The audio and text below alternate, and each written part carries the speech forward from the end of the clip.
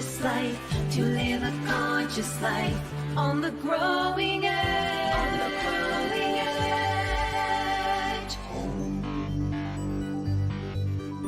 And now, here's Allie.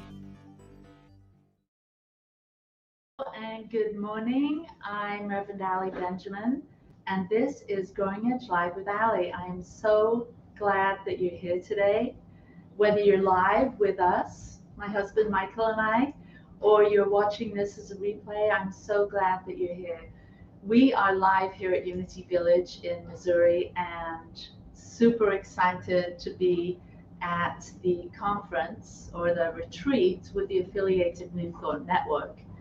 Michael and I have been coming for years and years, and we're going to take some time to share a little bit about our experience here at Unity Village, this amazing thousands of acres campus of awesomeness, and our connection with the affiliated New Thought Network.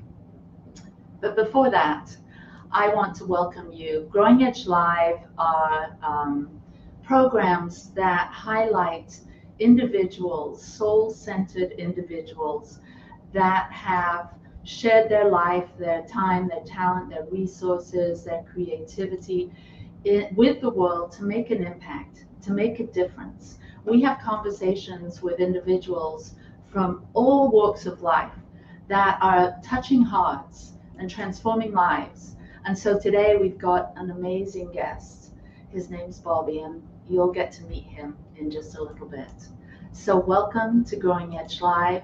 I trust that wherever you are, you have some time to visit with us this morning and to hear a little bit about what's going on at the very growing edge, the growing edge of your own becoming and the growing edge of what we're doing here. So I'm Allie. And I'm Michael. And we are super excited to be here at the affiliated New Thought Network annual retreat. And here at Unity Village. Yeah. Which is such an amazing venue. The history is palpable here. The 24-hour a day practitioner work, prayer treatment work that's been going on for, I'm going to have to say, 150 years or something along those lines. And it is palpable. And so love every time that we come and we make the journey here, we're quickly reminded that it's such a grounding place to build consciousness, really. Yeah, it's a sacred place. It really is. And the Fillmores founded this, I believe. I'm not part of the Unity movement on a regular basis. I don't know the history, but I know Reverend Bobby. He has been. He's worked here for years, and he'll be able to fill us in on the details. Yeah, it's an amazing history here. And even without being the students of the history, when you walk the campus, when you walk the property, the intention, the consciousness, the energy is immutable, really. Yeah, so I think this is our fifth time here. Yeah, I'm not sure. Sixth. And we love it. We come a couple days early usually, and there's tons of hiking trails, which is one of our favorite things to do. We've seen all kinds of wildlife. We've seen tortoises, turtles, snakes, lots of wild birds, and so we're looking forward to that. But more importantly, we're here with the affiliated New Thought Network and Anton, many people know it as, and the whole leadership team is here. Reverend Jerry Troyer, who is the current president. We're super excited. I've had him on the show here before. We've got to know Jerry and so many other amazing people that we've known for almost 30 years now. And so super excited. And also Emerson Theological Institute's in town. It is. And here as part of the affiliated New Thought Network. And on Thursday, there's going to be a lot of people graduating, celebrating the completion or the beginning of something new. Yeah, the Emerson Theological Institute is an amazing school that supports many people in getting advanced degrees in theology, consciousness studies, doctors of divinity, practitioner, minister credentials. And we've been working our way through Michael is, you're going to be graduating. I am, as are you. We both are, Yeah, and Michael so- is getting his ordination. He's Yeah. going to become ordained here on campus. Clap, clap, clap. Yeah, sure am. And And actually, Allie's getting her doctorate, and my credentials were done a year or two ago, and we decided to walk together, and so we're actually celebrating that as we go through service on Thursday afternoon. We're doing that together, so it's going to be a beautiful time for us as a family, and also as a couple. But the evolution of our ministry is continuing. So we're pleased to be here, enthused to be here. And it's going to be just a beautiful week. The temperatures are ideal, and the beloved community is all showing up. And so we've been reuniting with colleagues all over the country, and it's just been an amazing start to a great week. yeah, and we've got some amazing keynote speakers. I don't know the whole list, but I know Jafon Seeley is going to be here, and Daniel Namaud, Yeah. and his partner, I think it's Patel, is going to be here, and they're going to be playing music throughout the entire week. And I'm not sure who else, but we'll find out. Oh, and this venue, I mean, just so many amazing speakers that have come through, even people from Unity Village, and it's just such a great modeling, really, of the coming together of traditions that speak similar language, that honor each other's path, and it couldn't be modeled any better than what I've experienced here for the years that we've come together. The love and the support that we have for each other, the financial contributions that are made to each other's organizations, it's just touching, really. Yeah, because Anton really is a network that supports all of the New Thought movement. And so we've got people from Divine Science here, Unity, CSL, and Anton and Emerson folk, and individuals that have their own independent centers. And so it's a real opportunity to network, to see what's going on in other spiritual communities, and a chance to get away and to nourish your soul. And so we're really excited to be here and to be graduating and to see our friends. Because some of these people we've known for 30 years, but we only see them once a year, and that's here. And so Yeah, and that was more the case back in the day before social media, but certainly back in the 90s, before mainstream technology like the platform which you're seeing us on today, before that was real, we really did only see each other once a year. And now that, to come together, it's beautiful. It's actually even more effective because we don't have to do all that catch up, really, because we can just stay connected throughout the year. And, but the time that we spend together, praying together, meditating together, building consciousness, really supporting each other in that way, it has proven to be of tremendous value, which is why we continue to invest every year and come and be a part of the collective of this entire process. And New Thought Media Network has been a huge add for us in this way, and the continuation of it continuing to expand and populate its calendar to where it's going to be. And I see before too long 24 hours a day broadcast worldwide. I even understand Kenya's going to CSL Kenya in late January, and going to bring that CSL conference live to America. And Robert and his team are just doing amazing work there. And so we're so grateful to be a part of the unfoldment, the growing edge, really, as we talk about a lot. Allie and I kind of coined that phrase in our ministry years ago, growing edge live, the churning, the crust, the creation, the coming into being from the spiritual essence into time as the light waves thicken and create. We are the growing edge. We are the crust and the way that it's churning. And it's really a blessing to be able to embrace that, to open up our heart and to appreciate it unfolding. And it has been nothing less than amazing.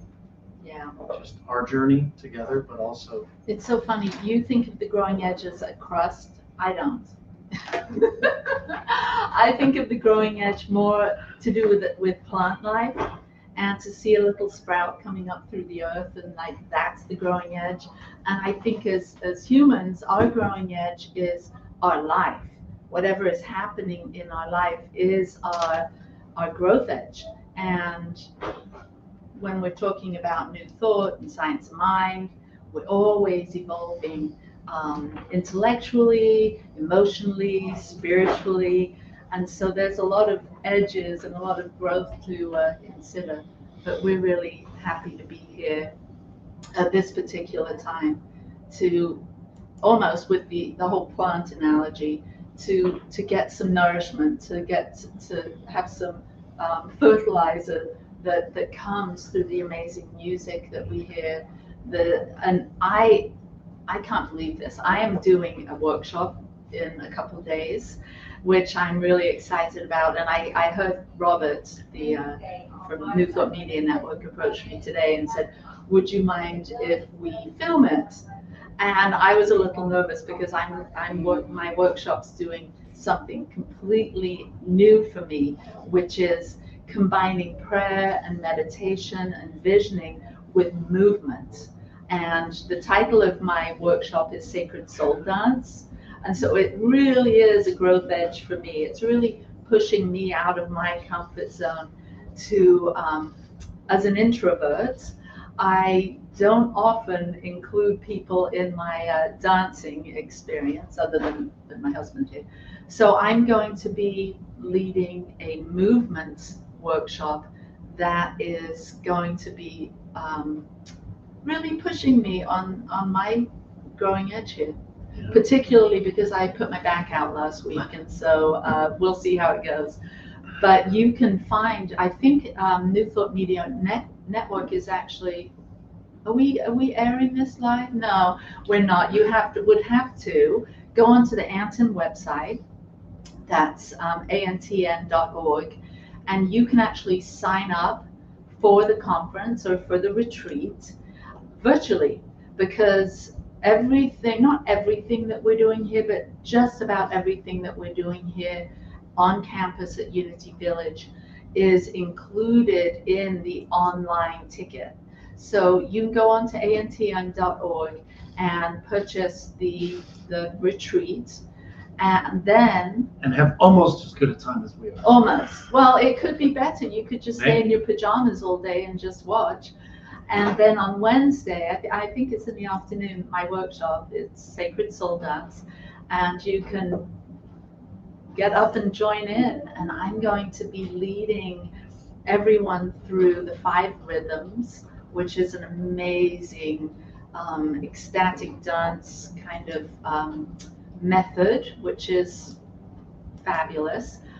And then the whole main content of my workshop is going to be taking individuals through the 5 steps of spiritual mind treatment, or affirmative prayer as we know it, with movement. And so if you want to take your prayer to the next level, if you want to learn how to build coherence between your head center, your heart center, and your body center, then this workshop, Sacred Soul Dance, will be the catalyst, I believe, for you to take your prayer into a real embodied place. So join us Wednesday. You have to go to anton.org first of all and get a ticket, and then you can join us and be a part of this amazing community and see what we're both raving about. Yeah. So anyway, we're going to take a really short break, and we're going to come back with Reverend Bobby Kyser. So thanks for being here. See you in a minute.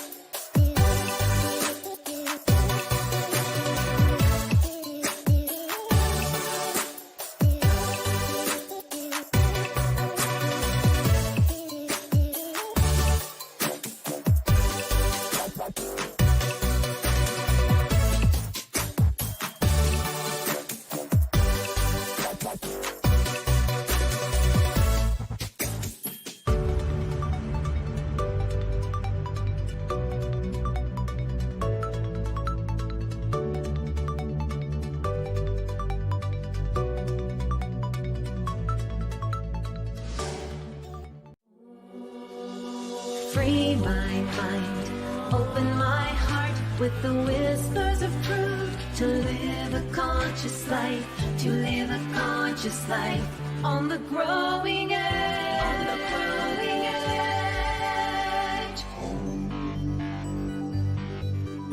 edge. And now, here's Allie.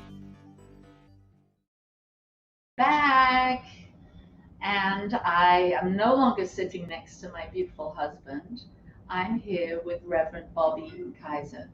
Now, Bobby and I just met for the first time, and he was introduced by a friend of ours, Martha Creek. Yes. And I am so happy that she introduced us, because I instantly felt a connection with you.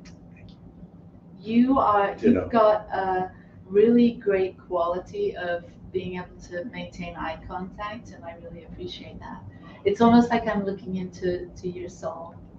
Thank you for that. I appreciate Yeah. that. Grateful to be here. Yeah, well, thank you. And we're here at Unity Village, if you just popped on, at the affiliated New Thought Network annual retreat. And so, my guest, let me see if I can remember all of the great points on his bio. And if I don't, you can help me to remember. I'll jump right in. Yeah, we'll I'm just not talk afraid. about that. So many years ago, Bobby was living in Florida, and he had a whole career life, really, being an insurance agent, Mhm. and then sort of jumped tracks and took an entrepreneurial way forward in creating a company called Panache Style, Yes. in which you did events and weddings and all kinds of things. I'm sure that we can talk a bit about that in the second part of the show. And then at some point you found Unity and went through those doors, and we'll talk about that too. But since then, you've taken a whole journey down the rabbit hole of Unity, and you're actually now an ordained minister, and you are just about to take a leap forward with your ministry. And so I'm looking forward to hearing more about that myself, and I'm looking forward to watching to see how this whole thing evolves for Yes, you. and it will be. It will be. Divine will. Yeah. Yes. So welcome. Thank Welcome you. to Going Edge Live. Thank you. I'm so excited to be here. It's great to be at Unity Village always. Yeah. And then when Martha asked me would I be interested, of course I screamed, yelled, and shouted, yes! Yes, Of course! You know I do. Yeah. So we're here at the Unity Village Hotel, Yes. and it's beautiful. Thank you. And I hear that you had something to do with all of this. Yes. I was actually, I'd received the call to ministry and came here. I was one of the last classes here to do a live residence at the seminary. So I was very, very blessed to be a part of that. And while I was here, they caught wind that I had worked with hotels and hospitality. And they came to me and said, would you have an interest in bidding on redoing the hotel? So, and I've done a lot of projects, but a 50-room hotel that's a pretty big project for me to do while I'm in seminary, right? So it was a little crazy, but I just felt that calling. It was one of those things. I called my friend who's a designer in Miami, and I said, we've got an opportunity here. Are you interested? And he said, I can tell you the answer is yes, right now. I already know I want to be a part of this. So we did a proposal for them, and we called it 50 Rooms of Inspiration. The blessing to that whole project was the fact that I'd already received my call to ministry. So I had that deep conscious connection already. So when I was able to redo the hotel, it wasn't like an outside vendor who came in to do the hotel who didn't understand the dynamics of a retreat or any type of thing that would, a convention that would elevate consciousness. So I was able to, along with my friend Robert Tabor, and I'll give him a shout out because he's an incredible designer from Miami. He and I together came into this hotel. We just walked through it. We just said, let's make each room inspiring. Let's put words in the room. We want them to feel affirmative the second they walk in the door with whatever it is. And it's kind of interesting now when we did the project, it was a long 3 months. They gave us 3 months to do the entire project, which was quite a short time to do such a big project. But what was interesting is the first guest that came here said, we want to come back again because we want to see what words we get on our wall. Yes, So yes. now we didn't realize that was going to be a draw. So when someone gets here now, if it's inspiration and faith, that's kind of their affirmative words that they use and focus on and symbolize during their stay here. Yeah, absolutely. I've got dream and harmony. See? Yeah, It's and funny. it is. It's You remember that, lovely. which is so I amazing. do. And Yeah. you know, so that work that you did has a ripple out effect and continues to bless those 50, 100 occupants that are making their way That through journey. at any time. And we had no idea we Yeah. were honestly going Oh to my make that much of an impact. So Yeah. it was truly divine order doing its work in that, for sure. Wow, you make a little heart print on everyone that comes. You have to come and see these rooms. They're You really, do. really They're lush. really beautiful. They're really lush. Yeah, thank you. Yeah, they're beautiful. Great linens. Yeah, good linens, One good thing I showed, they everything. said, well, we cannot do cheap linen. We have to, we have to have amazing linens on these beds. So when you climb into them, they're like, oh, yeah, you feel snuggled and safe in that Yeah. beautiful luxury. Awesome. Yeah. So, oh my gosh, what your career up to this point, or your careers up to this point, have just been so enriching for you as far as, now here you are as about to be the minister, the lead minister of a community. Right? Yes, yes. Yeah, so where did all this start? Like, who was little Bobby? Who was little Bobby? Well, little Bobby grew up in Louisville, Kentucky, and little Bobby was in a very traditional state, right? So it was, being colorful Bobby was very difficult. And I knew something was a little bit different about me when I was in my, young teens. And I felt that, I was having emotions and feelings that probably weren't normal as what they would consider them, at least in the state of Kentucky, right? So I had a very, very beautiful family that was supportive and loving with me, but I also had a family that was very religious. They were very deep Southern Baptist, and they had a very literal Bible. So they were following along with these boundaries and realms that I was supposed to maintain. So as I started becoming more colorful, it was a question of how does he fit into this culture, this traditional religious Southern Baptist culture, coming out as a colorful being, right, at that point. So it was tough. I'll tell you, I went to a lot of churches, from evangelical to Baptist, and after a lot of time spending time at these churches, the shame that I was getting from literal Bible was really starting to affect me, and I didn't realize that at the time. But it was starting to sink me. I could feel the air just coming out of my lungs, and it was just a really tough time.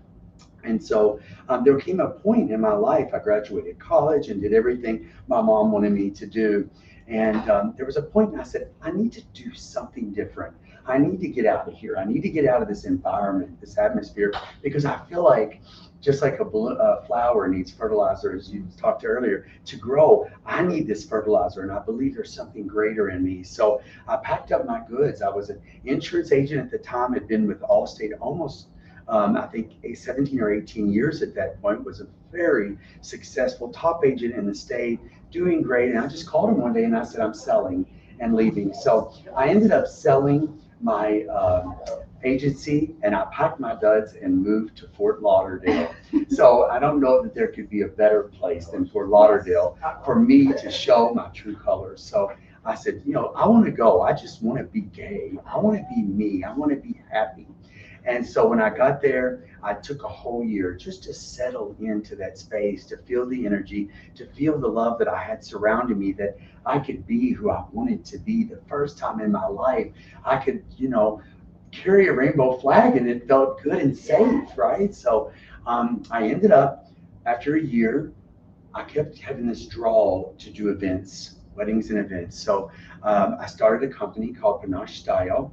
And it started out as a small company. It was a beautiful opportunity for me to go out. I already was feeling a little bit of a ministry call there, but I never really really never had an opportunity to figure out where that needed to go. So I started doing that. In the middle of that, of course, gay weddings became legal. Yeah. So that was an opportunity for me to really start digging deeper and going, wait, what more is there for me in this? So I found a church called Unity of Fort Lauderdale. And this awesome church was so amazing. They had just sold their building. They were on the water. They had a beautiful building on the water, and they had sold it because they had outgrown it. So they were actually staying in a hotel at the time, doing their services every week. And we're talking 350 people. So I walked in the door, and I'll never forget it. They were playing these high energy songs. They had some of the people that played for them was actually Gloria Estefan's band. Wow. Who lived there. So we got in there, and I was like, oh my God, this is where I'm supposed to be. I mean, it was just like I can remember that. I got chills just thinking about that energy that I received the second I walked into that church. And then as soon as I heard the minister and all of her message, I went, okay, wait, this is where I'm supposed to be. So I stayed with that church. I started serving them. I started doing the things that, that you do when you find a church that you resonate with. Yeah. I felt a conscious calling at that point of some sort, but I didn't know what it was. So I became a prayer chaplain. And so the prayer chaplain was kind of my first level. And I can remember the first time. Have you ever heard of a thing called a car wash? Yeah. It's a car wash. Okay. Yeah. Well, a spiritual car wash is when people line up and then you walk down in the middle of it. And as you walk down, you close your eyes and they guide you. And as they're guiding you, they're whispering things in your ear, positive affirmations. And I can remember I almost passed out by the end. I had never felt that amount of love, in my life by that many other people at once. And it was incredible. And so a few years later, my friend, the same person that helped me actually design this hotel, he came to me and he said, Bobby, are you paying attention? And I said, what are you talking about? Are you paying attention to where you are right now? He said, you are glowing in this church. You need to notice that. And that was the shift for me. That's when I made a decision. I need to start thinking about ministry and what that looks like. Yeah, what that looks like. So. Wow, what a journey. And Yes. what a revelation. And what a coming home. Yes. And what an opportunity to find yourself as never before and feel so loved and so supported and so embraced and accepted for who you are and given a platform to be able to express that kind of passion. That's what it was. Wow. It was. Well, we're going to come back in just a couple of Okay. minutes. So stay tuned.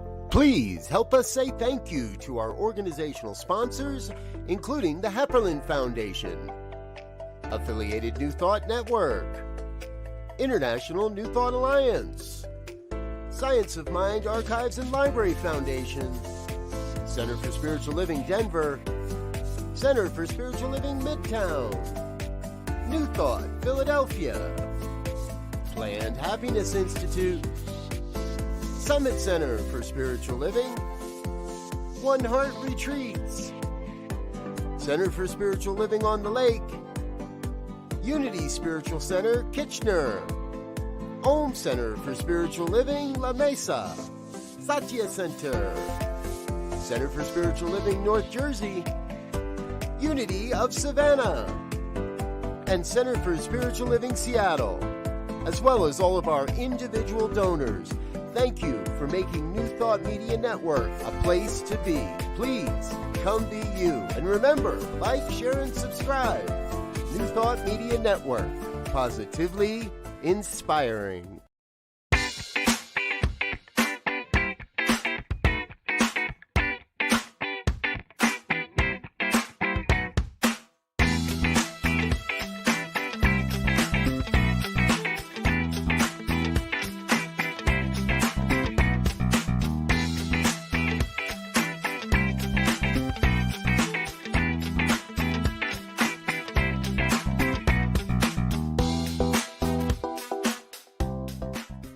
New Thought Media Network is on the rise. We're looking to grow with you. Do you have technical media experience or perhaps a desire to learn? Are you willing to volunteer your precious time and attention?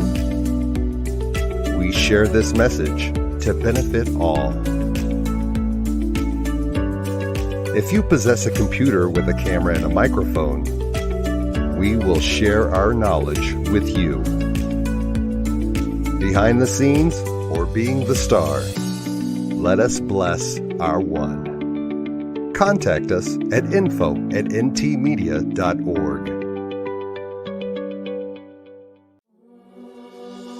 Free my mind, open my heart with the whispers of truth. To live a conscious life, to live a conscious life on the growing edge. On the growing edge.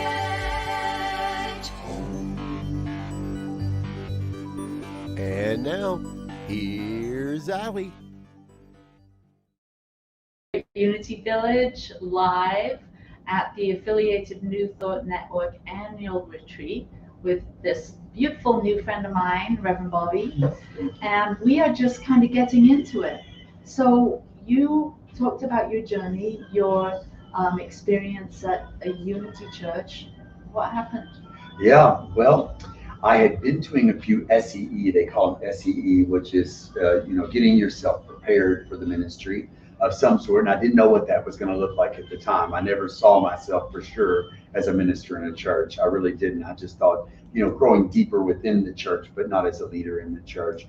And so I had been doing the program, and I met Reverend Dr. Paul Hasselback, who was the dean at the time, also gay, and I just connected to him. He and I really connected, and so I called him and I said, I think I want to come for the ministerial program. I said, what do you think about that? And he said, well, you better get your ass here right now, because he said, I'm telling you right now, we are closing down in a year the live site, and we're going to go to online. So if you want to be on site at the well, of course, there's no doubt. I needed to be in the presence of this sacred ground. I needed to be in the Charles and Myrtle Fillmore history. So I literally, within 6 weeks, I put my business up for sale. I sold my fourplex.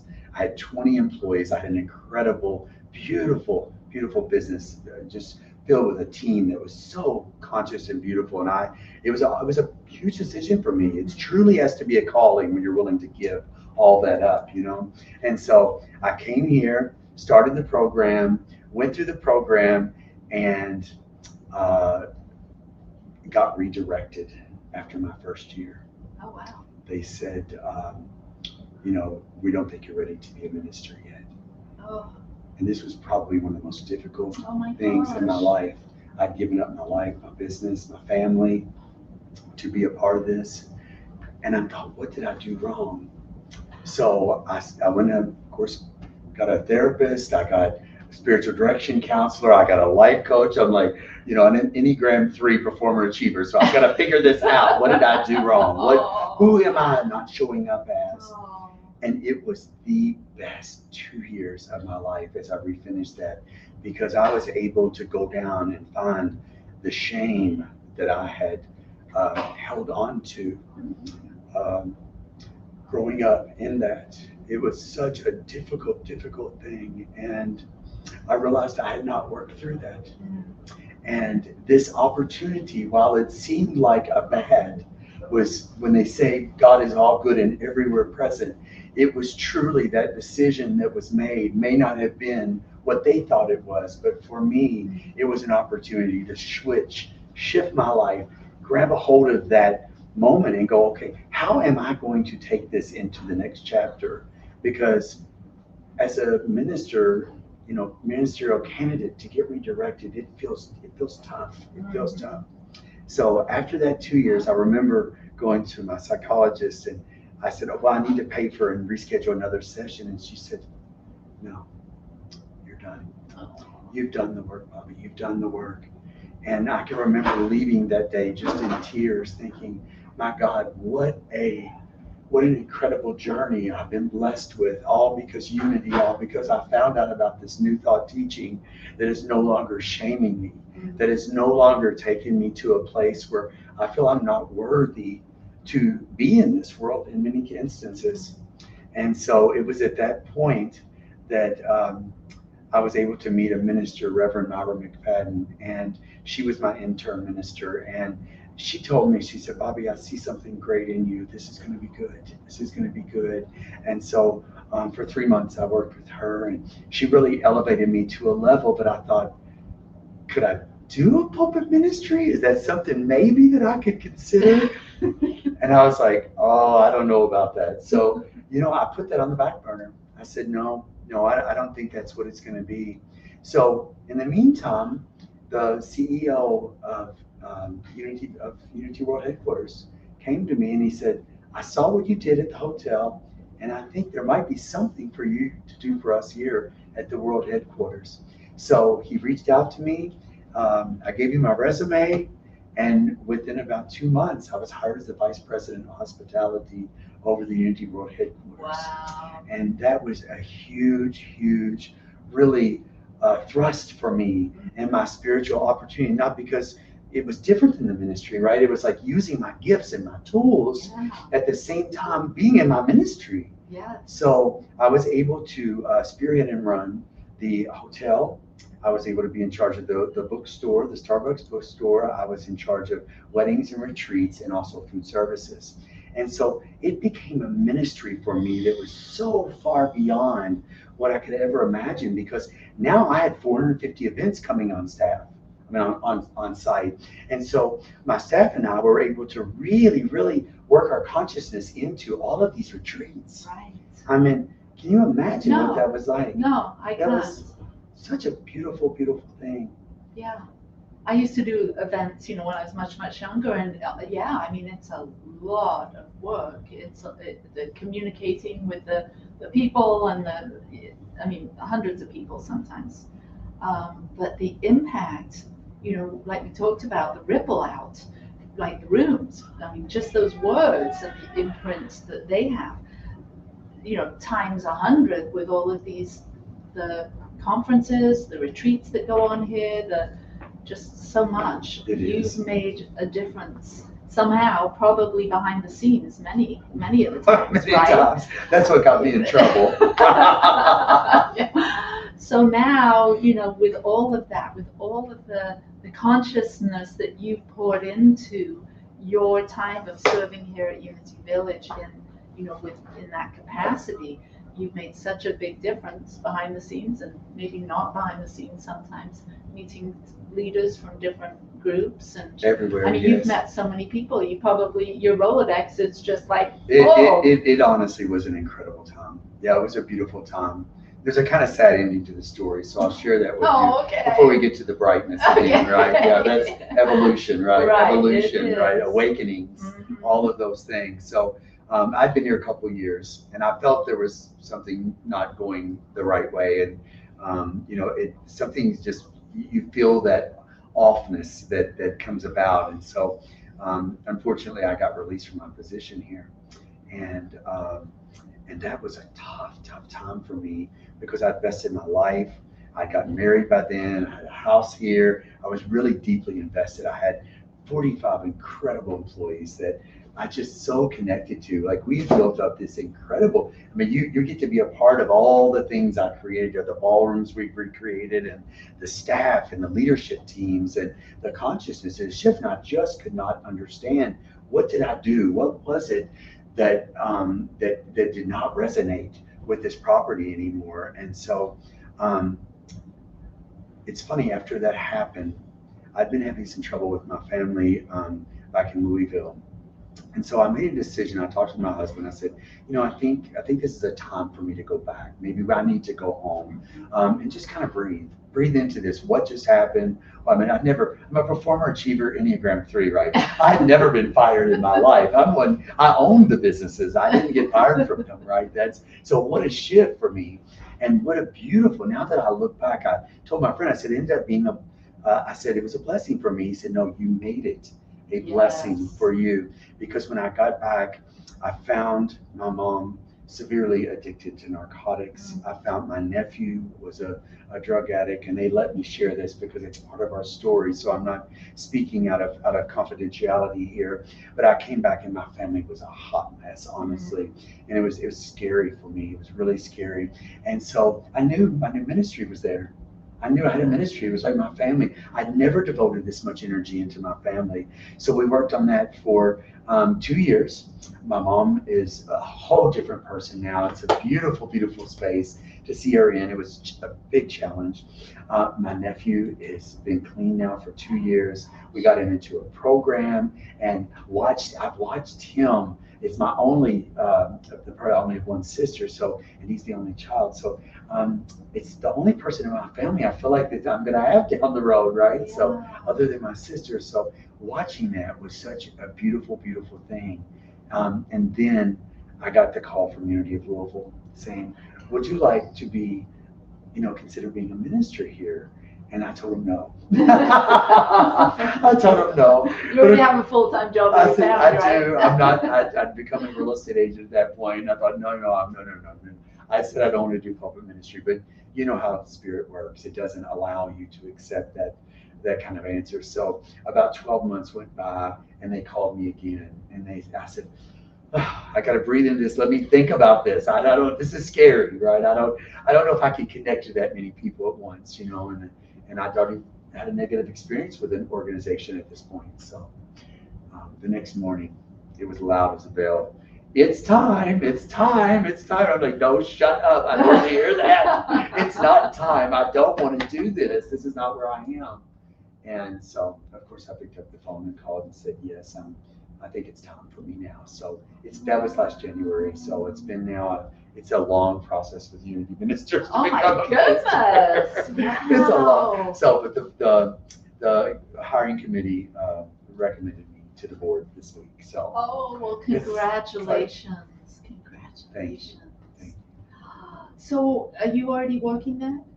I've been speaking there. Okay. Martha Creek, as she always does, would never let me just sit at home, right? She's like, you need to be out ministering to churches. And so she sends out an email to, I don't know how many churches. I don't know. They were coming in from all over the country saying, Bobby is available to speak. Bobby's available to speak. So next thing you know, I'm speaking in churches all over the Ohio Valley and Cincinnati and Nashville and, Kansas City and Louisville. And I'm speaking at all these churches, every week, a different one.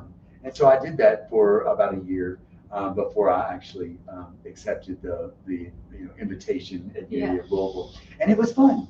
It created a whole different, see churches all over and the different dynamics and how they work. It's exciting. I mean, I think as ministers, we don't often get that to do that once you're in a place. Right. So I feel like it's been like a kind of an initial spring for me to springboard me into this. Wow, what a journey you've been on. What highs and lows, what a roller coaster, what opportunities for you to build consciousness and to be sure and confident in your decision to accept this amazing, generous invitation. Yeah.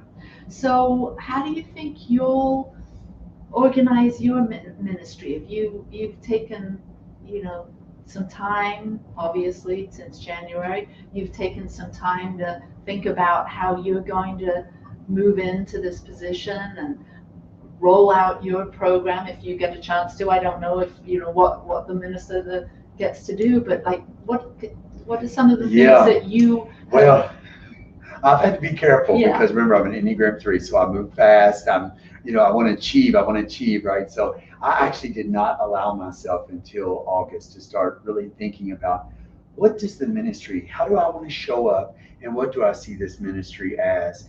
And we use some terms in Unity called minister-centric or integral ministry, which is, or minister, they call it a mission-centric or integral, or a minister. Minister-centric being very focused on the minister, or integral or mission-centric, very focused on the mission of that church. And I 100% am very mission. I move around fast, and I hope maybe I'll be there for 10 years, who knows.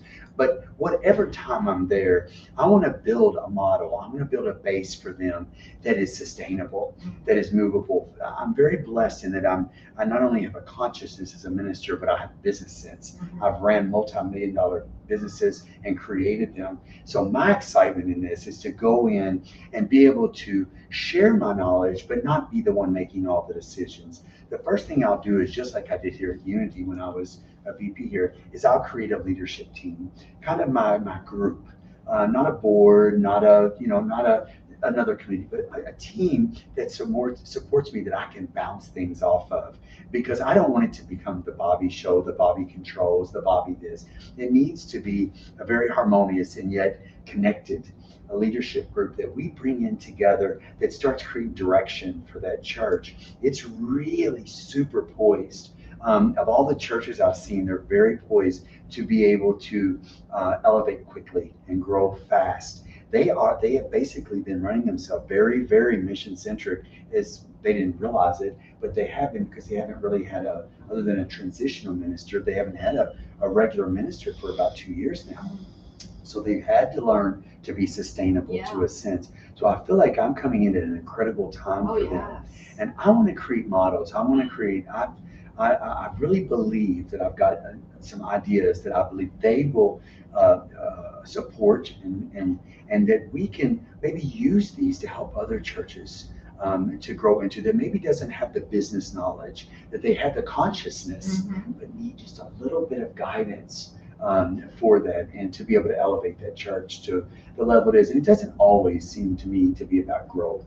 I think it's about how much deep connection can we have within each other. I think the other thing will naturally and organically take care of itself. Oh my gosh, they are blessed to have you. Thank you. I'm looking forward to watching. Yes. Is it online every Sunday? It is online. Okay. It is online. I will be a part-time in the beginning, so I'll be on twice a month, and then they've got 2 ministers there who are just the bomb, and they'll be each doing once a month. And that was really attractive to me because I own property, and I've got apartments and Airbnbs, and so not that I won't be focused on it, but honestly, I want to still say in the beginning, I have these other things that support me in a way from a business perspective. They enrich me and grow me in lots of ways. So, it's exciting. So with all of this, with all of the experience that you've shared, with your journey, and now making this decision to accept this position, what kind of growing edge thoughts, what kind of things have you learned about just you and being a human being, being a spiritual being, having this amazing human experience? What kind of nuggets or pearls of wisdom or things would you like to share with this audience who's watching? Things that you've gathered along the way that you think are like key, important principles or factors or things that you could take into any, not just into becoming the senior minister somewhere, but just in life in general. In everyday life. I would say the number one thing for me that I've learned through this process, and is the most difficult based on the type personality I am, is just to be engaged, to be present, to be mindful. I think that's the hardest thing for me to do. I tend to be anxious and always excited and ready. Reverend Dr. Paul Hasselback would tell you I have probably an overdeveloped power of zeal, and that I can get excited really fast, and I want to blow things up. And so I think if there was any nuggets, it would be just to not, as No Bad Parts, that book says, not to shame that zeal part of me, but to embrace it, acknowledge it, know it, and then be able to step back and know that there's this other part of me that's really urging to be out, and that's this, to be in the moment, to be present, to just slow down and just allow myself. I was driving the other day, and I used to, everywhere I went, I was, driving in my truck, fast, get there, get there. And I went, oh my God, I've become a grandma driver. I looked down and cars are all lined up behind me, and maybe I got a honk. Maybe that was why. And I'm like, what has happened to me? I mean, I've become like almost peaceful and settled and calm. And who is this person? And it was really exciting for me. It was a little epiphany of going, wow, look at what has happened. And a lot of that has happened in the last 6 months. Another little nugget I would say is look for opportunities in your life that give you a chance to find that growth. This whole process of becoming a minister, the first thing that hit me was, I think I show up messy sometimes. You know, I can be a little edgy. I'm from Kentucky. I say a lot of cuss words, and, you know, I'm just kind of raw in a lot of ways. And is that how I want to show up in my church? Is that how? So now I'm noticing that question in more places in my life.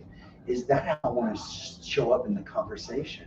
How do I want to show up with you in this very moment? I think I want to be authentic.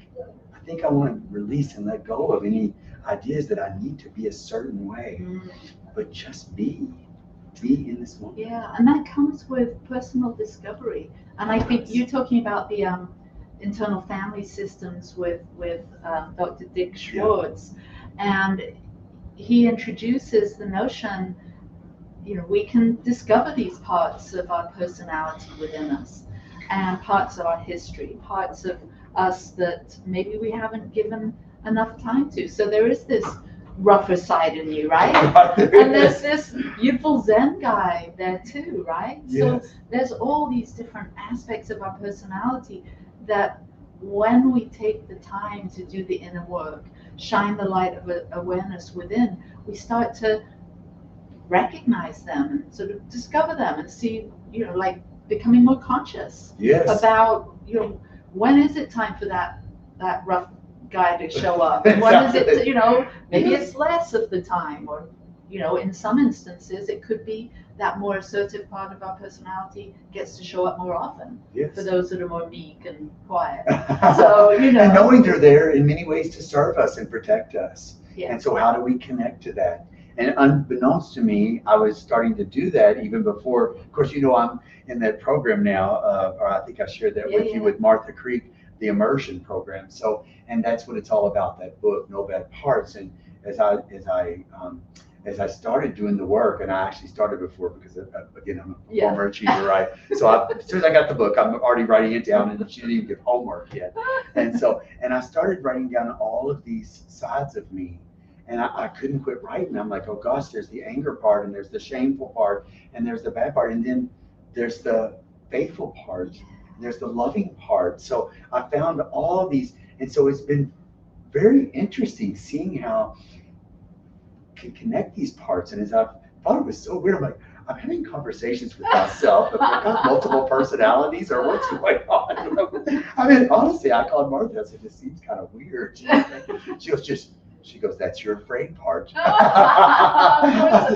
course it is. Your part's afraid. It's afraid to go deep. And so talk to that part and put it with your loving part and your safe part. And so it's been a really fun journey, learning and discovering that kind of thing.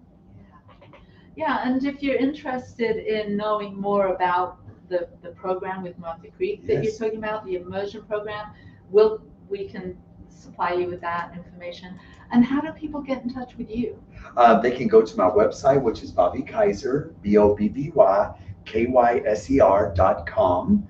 And then, of course, my email is BobbyKyser1, that's BobbyKyser, @gmail.com. Awesome. And do you take clients? Do you work with people? I do, and that's on my website. They can book me, and we can talk and chat and love and do all the things we do. Yeah. Well, it's been such an honor and a pleasure and a privilege having this conversation. So very I feel like this is something that's sparked a new friendship. So thank you. Agreed. Thank you. And thank you for being with us today. We are going to be back next week with an amazing Holly Hill. She is, it's a little different next week. She is a lactation specialist. I know her. She does amazing work in the area that I live in with young mothers, and changed. So stay tuned. Thank you, Bobby. Thank you, New Thought Media Network, and thank you to Michael Benjamin for being on the show earlier. See you next week. Bye. Bye-bye.